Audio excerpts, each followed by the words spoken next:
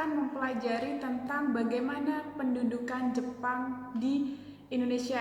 Ya, kita tahu Jepang datang ke Indonesia pada tahun 1942 sampai 1945. Dan apakah kalian pernah mengunjungi tempat-tempat atau bangunan peninggalan Jepang? Yuk kita bahas dulu bareng-bareng ya.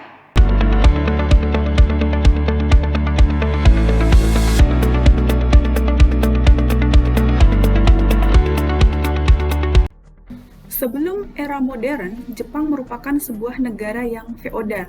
Kaisar, shogun, serta daimyo memainkan peran baik secara ekonomi maupun sosial dan politik. Restorasi Meiji merupakan perubahan secara besar-besaran di segala bidang yang juga menandai era modern di Jepang. Belakang dari restorasi Meiji yaitu kebijakan Sakoku atau negara tertutup yang berlangsung selama 2,5 abad yang membuat Jepang terisolasi dari dunia luar. Kata Meiji berarti kekuasaan pencerahan. Pencerahan yang dimaksud adalah kombinasi kemajuan Barat dengan nilai-nilai tradisional Timur. Dengan visi inilah, Meiji mengutus beberapa pejabat ke Amerika Serikat dan Eropa yang lazim disebut dengan misi Iwakura.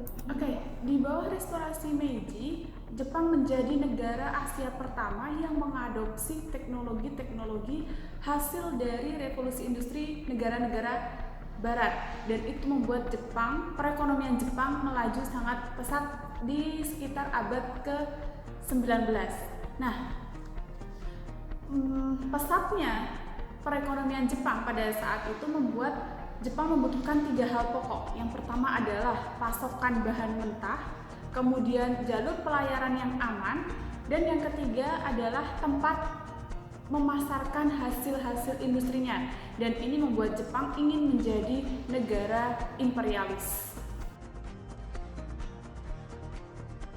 Nah, pada saat itu Presiden Amerika Serikat menerapkan kebijakan embargo baja, besi tua, dan juga minyak bumi. Padahal pada saat itu Jepang sangat bergantung dengan minyak bumi. Nah, karena kebijakan Amerika Serikat ini, akhirnya Jepang memutuskan untuk mencari sumber-sumber minyak bumi lainnya di Asia Tenggara dan juga Asia Selatan. Tetapi untuk melakukan rencana Jepang ini, Jepang harus melawan kekuatan paling besar, yaitu Amerika Serikat. Dan pada saat itu ada suatu perjanjian atau kesepakatan yang disebut dengan APDACOM, yaitu American, British, Dutch, dan Australian Command. Dan di sini Amerika Serikat bertanggung jawab terhadap keamanan anggota-anggotanya, termasuk kepentingan Belanda di Indonesia.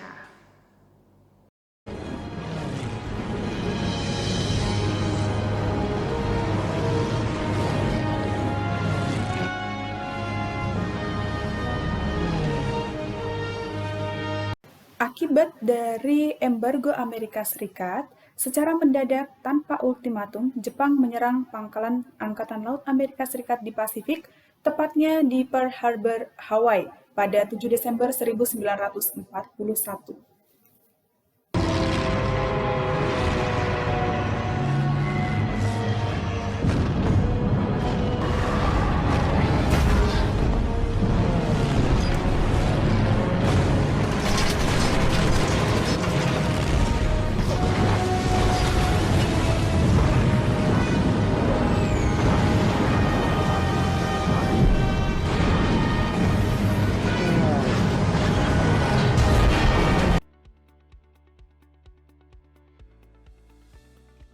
Kedatangan bangsa Jepang ke Indonesia awalnya disambut baik oleh para tokoh nasional. Hal ini disebabkan rasa optimisme para tokoh kita dengan adanya atau dengan kedatangan Jepang ke Indonesia akan melepaskan Indonesia dari penjajahan Belanda dan membuat Indonesia menjadi negara yang merdeka.